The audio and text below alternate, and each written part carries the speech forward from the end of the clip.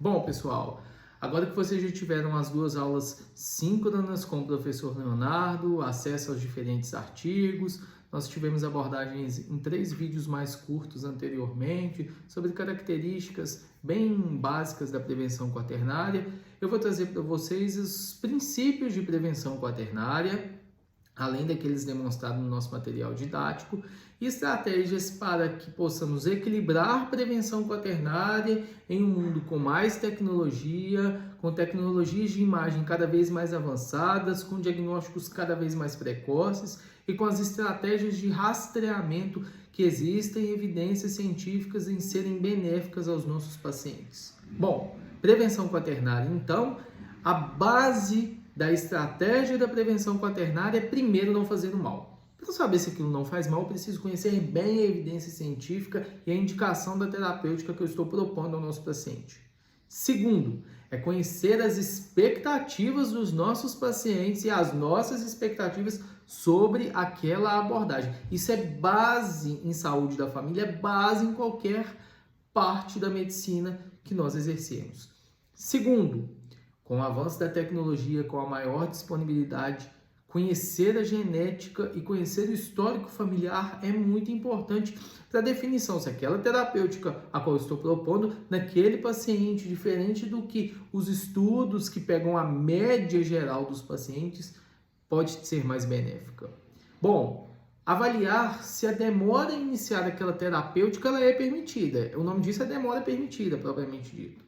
Bom, se eu estou pensando num paciente com risco cardiovascular, com necessidade do uso de estatinas, obviamente, eu tenho falado muito de estatina, e às vezes você pode pensar, nossa, ele não prescreve estatina, eu sou um prescritor bastante assíduo de estatina, mas estou falando dos pacientes de baixo risco cardiovascular, isso aqui não vai ter um grande impacto a custo do intervalo de tempo e mortalidade dos nossos pacientes. Só estou trazendo um exemplo. Mas se aquela terapêutica que você vai propor, ela tem uma demora permitida, diferente de casos mais graves, como neoplasias definidas no diagnóstico. Lembra que eu falei, no entanto, sobre a neoplasia de próstata? Pacientes com mais de 80 anos, existe bastante conflito e bastante evidência de que talvez tratar em alguns níveis e alguns aspectos de estadiamento possa não ser benéfico.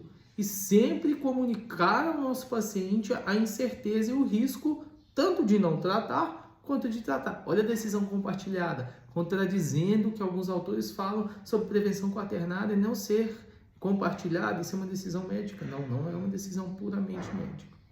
Bom, o conceito e o significado de saúde e doença ele precisa ser flexibilizado. Existe uma frase que devemos evitar medicalizar dores pessoais. E nós médicos não somos capazes ainda de tratar aquilo que não é doença. A nossa medicina é voltada para a doença. Mas o conceito de saúde e doença precisa ser flexibilizada. O gráfico no qual eu peço para vocês, a tabela que eu peço para vocês interpretar sobre os diferentes níveis de prevenção e o que é prevenção quaternária, traz essa ideia do conceito de doença para o paciente em comunhão ao nosso conceito de doença técnico-científico. E a necessidade de proteção de usuários e redução de danos iatrogênicos faz parte da base da prevenção quaternária, sempre com atitude de diálogo e decisão consensual entre os usuários sobre o que é saúde e sobre a doença. Então, a prevenção quaternária é não iniciar a cascata de exames, não classificar o paciente, não abusar do poder e resistir a pressões tanto de grandes incorporações quanto de evidências fracas na medicalização como forma de ter que incorporar tudo aquilo que é novo. Nem tudo que é novo é o melhor, nem tudo que é mais é o melhor, nem sempre o mais precoce é melhor.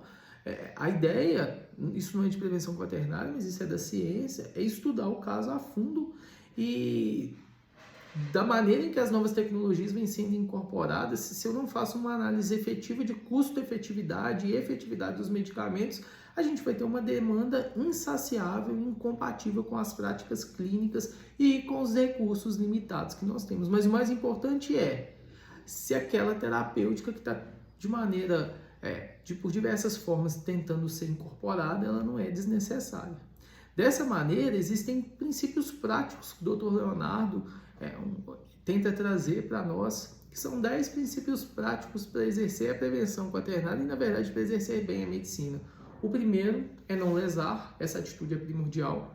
Agir sempre em benefício do paciente. Na dúvida, é melhor não intervir. É importante a gente aprender a encaminhar. Então, se a gente não souber fazer, aprender ou então encaminhar.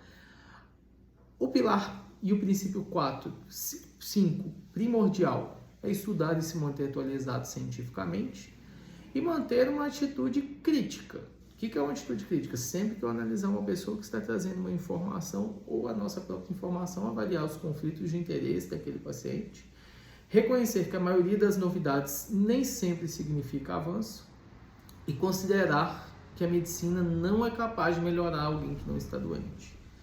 Bom, tem 2 princípios que eu acho fundamental para nós médicos. Uma é uma frase bem determinada pelo professor João Galizzi, que faleceu em 1999, que é: lembrar que a dúvida é o travesseiro do médico. Nós não vamos ter certeza absoluta, e prevenção quaternária é estudar a nossa própria dúvida com benefício ao paciente. E o princípio 10, prático de ação, é assumir que para a gente exercer bem medicina é indispensável gostar de gente e de livros, necessariamente nessa ordem. Primeiro de gente, depois de livros. Mas, como não é humanamente possível gostar de todo mundo, partir da empatia pode ser um excelente começo. Bom, espero que as nossas construções, essa discussão que nós tivemos nas atividades assíncronas, tragam algumas reflexões. Deixo o meu contato em aberto para vocês para dúvidas, ele estará junto ao nosso material didático. Os materiais complementares estão aí para vocês realizarem as atividades teóricas, sejam elas de múltipla escolha, sejam as resenhas.